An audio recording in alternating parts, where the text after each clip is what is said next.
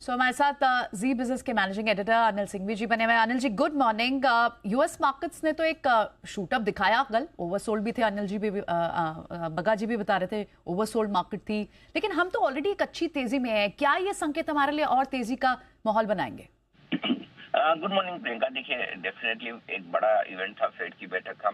भले उम्मीद के मुताबिक रहा हो कि ब्याज दरें नहीं बदली और कमेंट्री भी मिली जुली है, न बहुत पॉजिटिव न बहुत नेगेटिव, लेकिन हर निशान में अमेरिकी बाजारों को देखना सुबह सुबह हमेशा अच्छा लगता है। और यही अगर आप सोचिए कि आज 300-400 पॉइंट नीचे होता और हमारे अपने संकेतों को हम जज करते तो फिर उस हिसाब से थोड़ा माहौल नेगेटिव बन सकता था, हल्का सा या सुस्ती का बन सकता था। लेकिन क्योंकि अमेरिका में अच्छी तेजी बनती हुई दिखी है, एक तरफ वहाँ पर ग्रोथ का डर है, दूसरी तरफ ब्याज दरें बढ़ने की उम्मीद है। इन दोनों के बीच में बाजार ने शायद थोड़ा सा तेजी करना ठीक समझा। लेकिन मैं ये कहूंगा जरूर कि अमेरिकी बाजारों में फेड की मीटिंग के दिन का एक्शन और फेड की मीटिंग के बाद अगले 2 दिनों का एक्शन बड़ा इंपॉर्टेंट होता है, क्योंकि आमतौर पर वो एक्शन जो भी होता है फेड की बैठक के बाद, वो अगले 2 दिनों में उसको वापस बाजार रिवर्स करने की कोशिश करता है, चाहे वो एक्शन तेजी की तरफ हो या फिर मंदी की तरफ।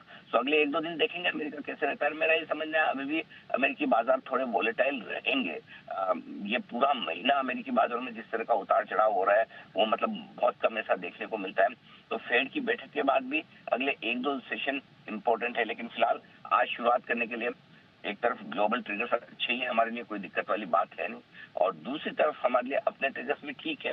भले कैश मार्केट में कल आपको बिकवाली का आंकड़ा दिख रहा होगा एफआईज की तरफ से 1100 करोड़ का, लेकिन सामने इंडेक्स और स्टॉक फ्यूचर्स में दबाकर एफआईज ने खरीदारी की और नेट नेट तो बढ़िया खरीदारी होती दिखी है। लोकल फंड जमकर पैसा लगा रहे हैं, कल भी 2100 करोड़ के आसपास की खरीदारी का उनका आंकड़ा है।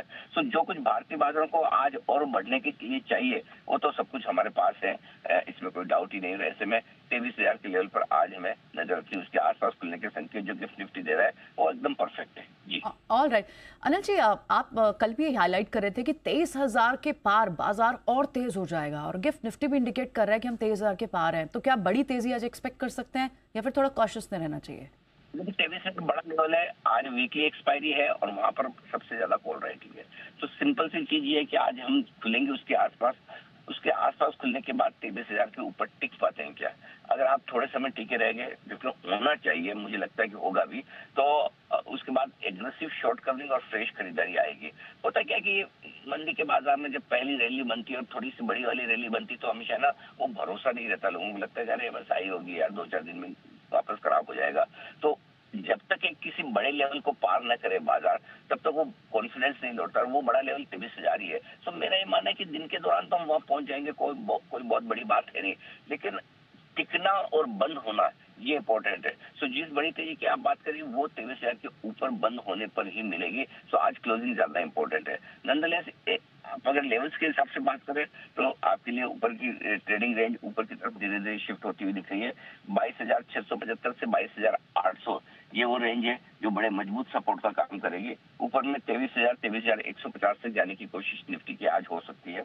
बैंक निफ्टी का जहां तक सवाल है वो बेहतर है, मजबूत है। बैंक निफ्टी की भी नजर आज 50,000 के लेवल के आसपास है। देखते हैं वो बड़ा लेवल वहां पर बैंक निफ्टी पहुंच पाता है। 49,300, 49,400 ये बैंक निफ्टी के लिए अब मजबूत सपोर्ट हो गया है, जो आसानी से टूटने वाला है नहीं। 50,000, 50,200 ऊपरी रेंज है जो टेस्ट करने की कोशिश बैंक निफ्टी भी कर सकता है। इन सबके बीच में एक और इम्पोर्टेंट बात है प्रियंका जो ध्यान में रखने वाली है, वो ये कि मिड कैप स्मॉल कैप शेयरों में आज भी एक्शन मजबूती का और बढ़िया वाला एक्शन रहेगा। तो ज्यादा मौके ट्रेडर्स के लिए वहां पर बनेंगे। All right. बहुत बहुत शुक्रिया अनिल जी, के पूरे एनालिसिस